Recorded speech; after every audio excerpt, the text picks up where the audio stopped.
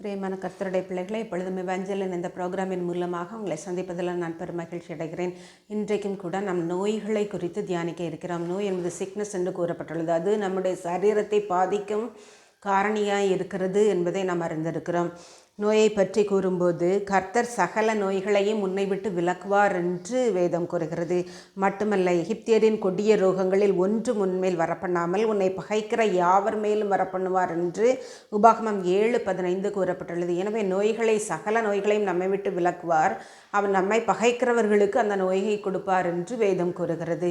எனவே பிரியமானவர்களே, நாம் கர்த்தரையே நம்பி கர்த்தரை முழுவதுமாக சார்ந்து கொள்ள கடவும்.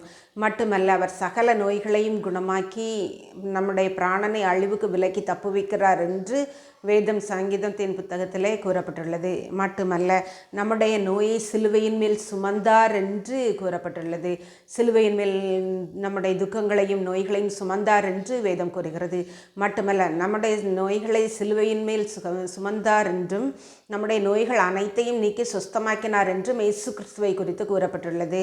பிரியமான கர்த்தருடைய பிள்ளைகளை, நோய்களை நீக்க தம்முடைய சீஷர்களுக்கு அதிகாரம் கொடுத்தார் என்றும் நாம் காண்கிறோம். எனவே பிரியமானவர்களே, நோயை குறித்து நாம் கவலைப்படாமல் நோயை குணமாக்குகிறவரிடத்தில் நாம் ஒப்புவிப்போம்.